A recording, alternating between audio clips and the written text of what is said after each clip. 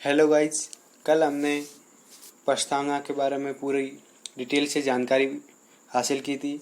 आज हमारा अगला चैप्टर हम स्टार्ट करते हैं, संघ व उसका राज्य क्षेत्र। साथियों, यही से हमारा अनुच्छेद 1 भाग 1 अनुसूची 1 यही से स्टार्ट होता है। साथियों, संघ व उसका राज्य क्षेत्र ये भाग 1 में है, अनुसूची 1 में भी है और अनुच्छेद 1 से 4 तक इसमें इसका उल्लेख किया हुआ है। साथियों, हमारा अनुच्छेद फर्स्ट, इंडिया यानी भारत राज्यों के समूह के राज्यों का संघ होगा। इसमें दो बातों को स्पष्ट रूप से दर्शाया गया है, एक तो हमारे देश का नाम और एक हमारे राज्य पद्धति का प्रकार। देश का नाम यानी इंडिया यानी भारत।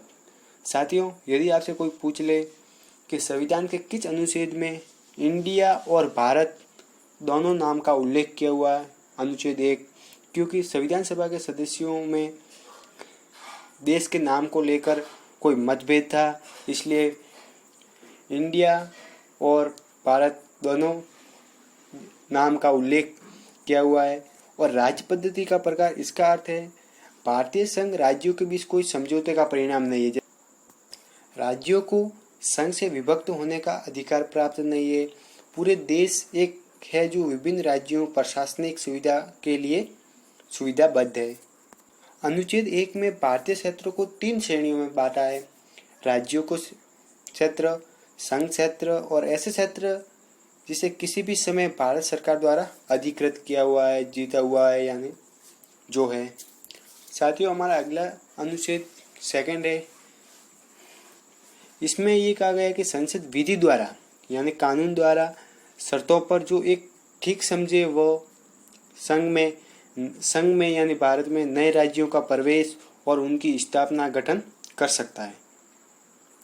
साथियों, हमारा अगला अनुच्छेद है 3, जो संसद राज्य की सीमा में परिवर्तन, उनके क्षेत्र को घटाना बढ़ाना, नाम में परिवर्तन, किसी राज्य क्षेत्र को अलग अलग करना या किसी अन्य दो राज्यों को मिलाना, ये अनुच्छेद 3 के तहत करेगा।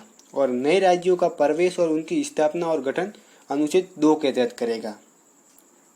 साथियों, अनुच्छेद 3 के तहत यदि कोई सीमा में परिवर्तन, क्षेत्रों को घटाना बढ़ाना, नाम में परिवर्तन यानी राज्य के नाम में परिवर्तन करना है तो उपरोक्त परिवर्तन करने के लिए राष्ट्रपति की मंजूरी के बाद ही संसद में पेश करना आवश्यक है। पहले राष्ट्रपति की मंजूरी लेना आवश्यक है, फिर संसद में पेश किया जाएगा और फिर यदि वो पास हो गया, पारित हो गया तो राज्यों के नाम या क्षेत्र जो जिसके बारे में भी बिल है वो पारित हो जाएगा। साथियों, अनुच्छेद 4 में ये कहा गया कि यदि संसद को अनुच्छेद 2 के तहत नए राज्यों का गठन, उनकी स्थापना, प्रवेश और अनुच्छेद 3 के तहत सीमा परिवर्तन या नाम में परिवर्तन, क्षेत्र घटाना बढ़ाना, ये सब करना है तो सामान्य बहुमत के जरिए करेगा, न कि विशेष बहुमत 368 के तहत।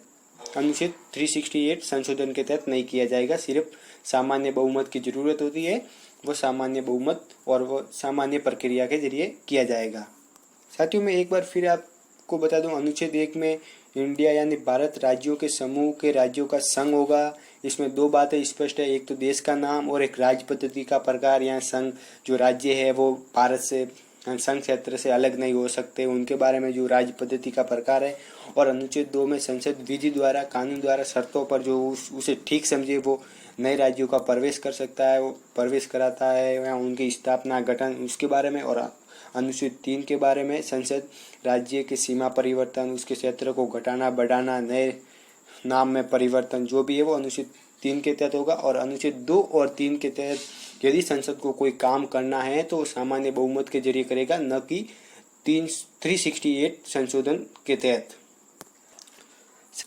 साथियों, जब भारत आज़ाद होने के बाद सुप्रीम कोर्ट के पास पहला मामला 1960 में आया, क्या संसद अनुच्छेद 3 के तहत सीमा संबंधी जो अन्य देश की सीमा संबंधी क्षेत्र है क्या वो अन्य देश को दे सकता है या नहीं दे सकता है अनुच्छेद 3 के तहत।